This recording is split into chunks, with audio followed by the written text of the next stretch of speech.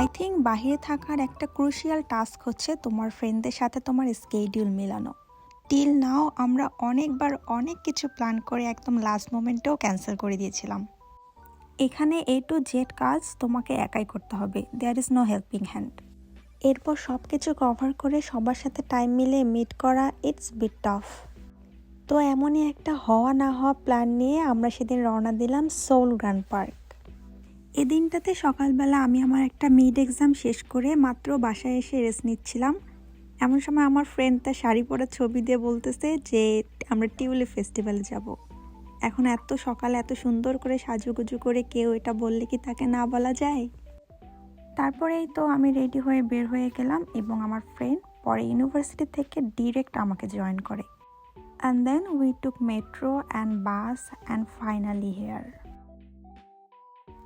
যদিও আমাদের ইন্টেনশন ছিল টিউলিপ ফেস্টিভ্যাল অ্যাটেন্ড করা, বাট আমরা আসতে এতটাই লেট করি যে সেটা ক্লোজ হয়ে যায়।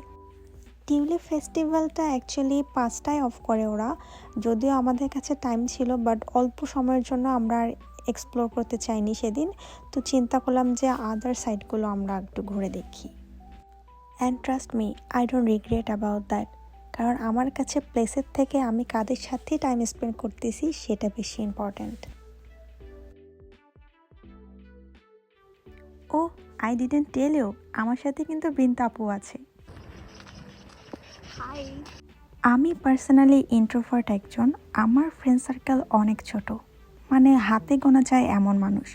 আর কোরিয়াতে আসার পর আমি যাদের সাথে ঘোরাফেরা করি তাদের ম্যাক্সিমামরাই আমার সিনিয়র। অফকোর্স আমার এখানে সেম এজ ফ্রেন্ডসরাও আছে, বাট সিনিয়রদের কাছেও আমি অনেকটা প্যাম্পার্ড হই। এত পার্সোনাল ইনফরমেশন দিতে দিতে I forgot to show you the park, I am sorry. And thankfully সেদিন সুন্দর একটা ওয়েদার ছিল। এখন দিনে মোটামুটি গরম থাকলেও রাতে হালকা একটু ঠান্ডা পড়ে। লুক, বিড়াল, এটা ছাড়া দিন কমপ্লিট হবে না। 스트로베리 아이스크림 먹고 싶어. 스트로베리? নে। 없어요. 다 나갔어. 아이고. এরপর আমি এখানে কয়েকটা সুন্দর ছবি তুলতে চেয়েছিলাম, বাট আরিশমা অ্যালাউ করেনি। So I had to ruin her photos as well. যদিও লাকিলি সেদিন আমাদের সবার অফ ডে একই দিনে ছিল, বাট সেদিনও আমাদের স্কেডিউল অনেক টাইট ছিল। এখানে ঘোরাঘুরি শেষ করে আমরা চিন্তা করলাম যে আমরা বিংসু খাবো, বাট তখন পার্কের ক্লোজিং টাইম হতে আমরা নতুন করে অর্ডার করতে চাচ্ছিলাম না। আমাদের সেদিন আরও একটা দাওয়াত ছিল নাসিমা আপুর বাসায়। সো আমরা চিন্তা করলাম আমরা সেখানে গিয়ে খাবার খাবো। আর এদিনটাতে আমি আমার কালের উপর চোখ সরাতেই পারতেছিলাম না।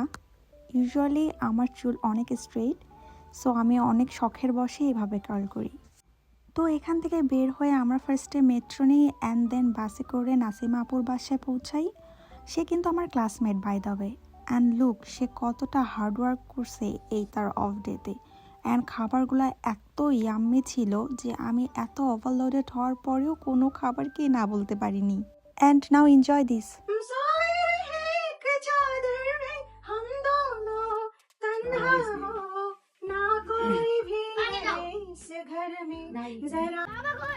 Baby baby 이거 봐.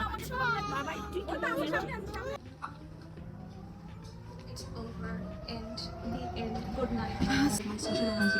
이번 정류소는 제1아파트 예고중앙 এই তো সুন্দর একটা দিনের শেষ, এখন way to home. So that was it for today. I hope you liked it. Please take care, see you again, bye. The hell? কি করছেন দেওয়াকে? এত দূর থেকে কি হবে